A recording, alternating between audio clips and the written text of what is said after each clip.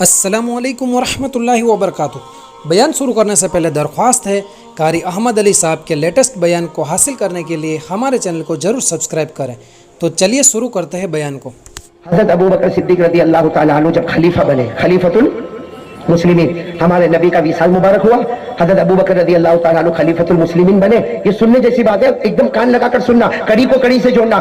حضرت ابو بکر رضی اللہ تعالیٰ عنہ خلیفۃ المسلمین بنے، آپ کے پاس ایک چمڑے کا رجسٹر، بولو رجسٹر کس کا ہے؟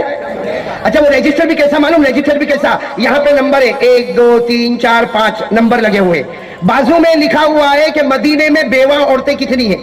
بھائی مدینے میں وہ عورتیں جن کے شوہر کا انتقال ہو گیا اور بیچاری بیوہ ہے، ان کے نام لکھے ہیں۔ پھر آگے سب کا پتہ لکھا ہے، پتہ، اس کے آگے سب کی عمر لکھی ہے، کتنے عمر کی وہ ہے، اور اخیر میں لکھا ہے کہ مدینے میں اس کا ذمہ دار اتنے میں حضرت عمر آ گئے۔ بولو کون آ گئے؟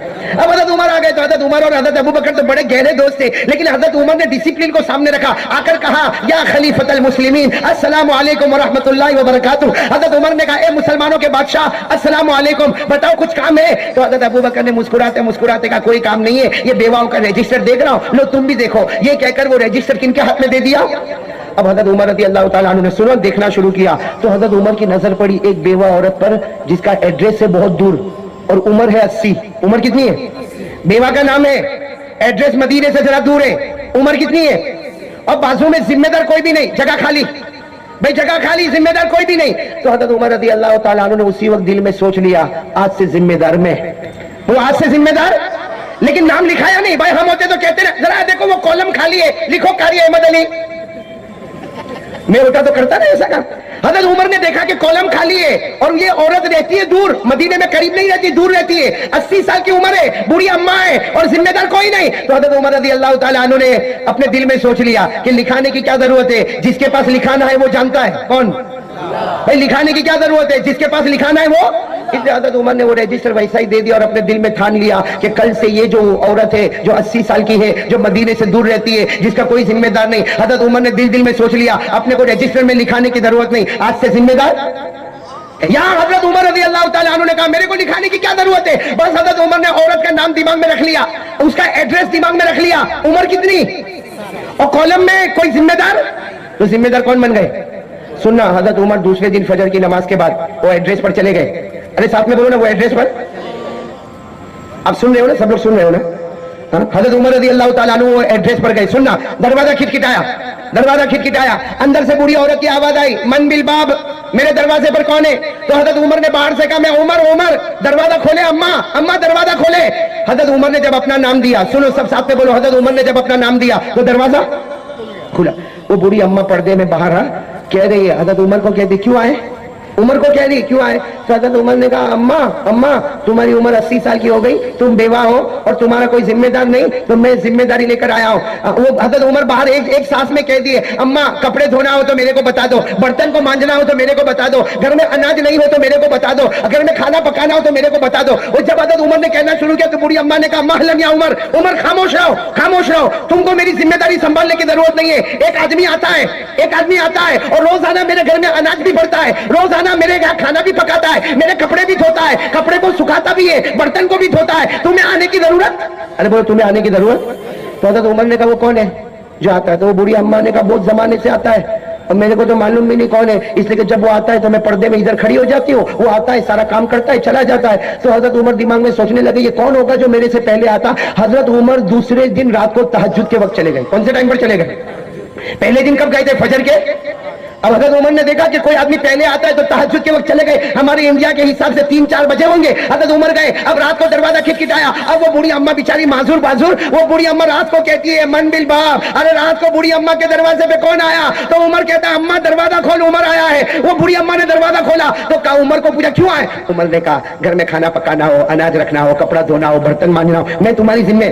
تو بوڑھی اماں غصے ہو گئی، کل بھی آئے تھے نا، ہاں میں نے کل منع کیا تھا نا، میں نے کہا نا ایک آدمی آ کے سارا کام کر جاتا ہے اور تم بوڑھی اماں کو رات کو 3 بجے دروازہ کھٹکھٹاتے ہو، 4 بجے دروازہ کھٹکھٹاتے ہو۔ یہ بوڑھی بیوہ عورت اٹھ کر دروازہ کھولے گی اور وہ بوڑھی اماں نے کیا کہا عمر آئندہ سے یہاں مت نظر آنا، آئندہ سے یہاں نظر۔ بولو حضرت عمر چلے گئے، سوچنے لگے فجر کے بعد آیا تو وہ آدمی پہلے آ گیا، تہجد کے وقت آیا تو اس سے پہلے وہ آدمی آ گیا۔ تو حضرت عمر نے تیسرے دن عشاء کی نماز پڑھی اور سیدھے چلے، کہاں چلے؟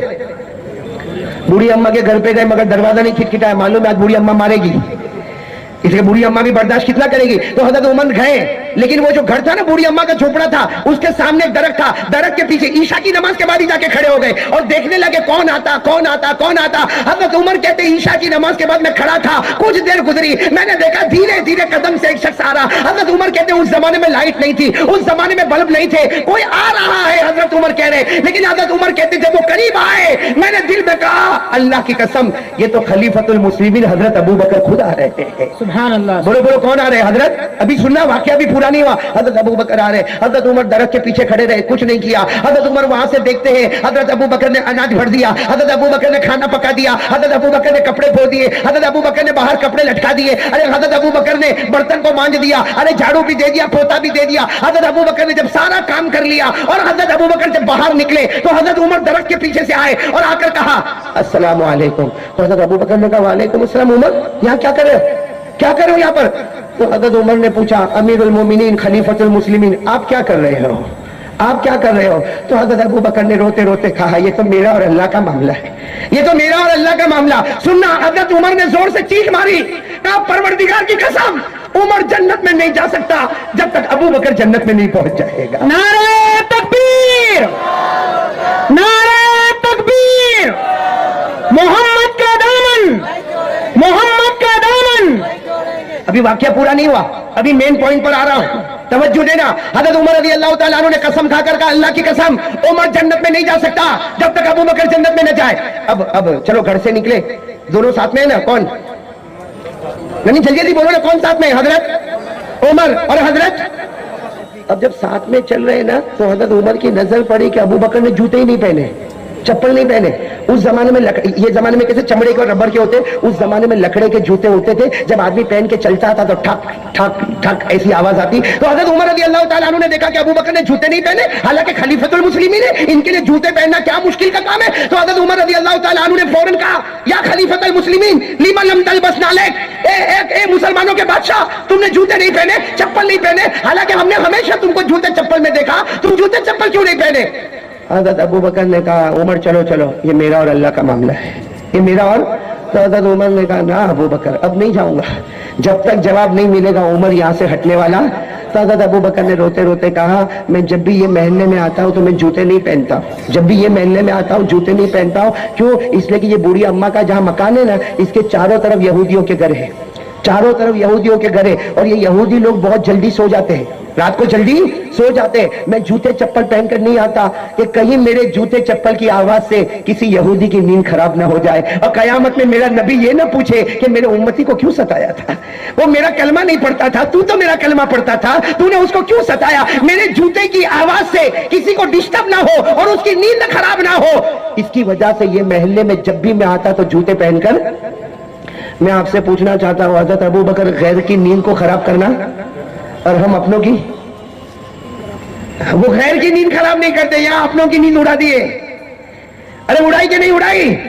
अरे मेरे दोस्तों इसने हमारे दिल टूटे टूटे, बल्कि अगर मैं कहूं मौलाना जलील साहब अगर मैं कहूं तो शायद गलत नहीं होगा, इस जमाने में और इस दौर में अभी के दिनों में गैरों से हमको वो नुकसान नहीं पहुंच रहा जो अपनों से नुकसान पहुंच रहा है। भाई भाई का दुश्मन, हाँ बाप बेटे की नाफरमानी। आज जरा देखो बेटे को, देखो बाप की कैसी नाफरमानी करता है। आज बेटे को देखो माँ को गाली देता है, हाँ माँ को गाली देता। मेरे दोस्तों हमारा ये समाज ऐसा समाज जिसने कलमा पढ़ा है, जिसने मुस्तफा का दामन थामा है, जो शेख अब्दुल कादिर जिलानी का नाम लेने वाले, हजरत मौलाना इलियास रहमतुल्लाह अलैह की मेहनत करने वाले, ये वो मुसलमान है जिसके दिल में नफरत की आग है, जिसके दिल में अदावत है, जिसके दिल में जलन है। और मेरे दोस्तों बड़े बड़े अच्छे अच्छे लोग ये गुनाह में मुब्तला है कि पीठ पीछे बुराई करे बगैर हमको खाना हजम नहीं होता है। सही कह रहा हूं गलत कह रहा हूं?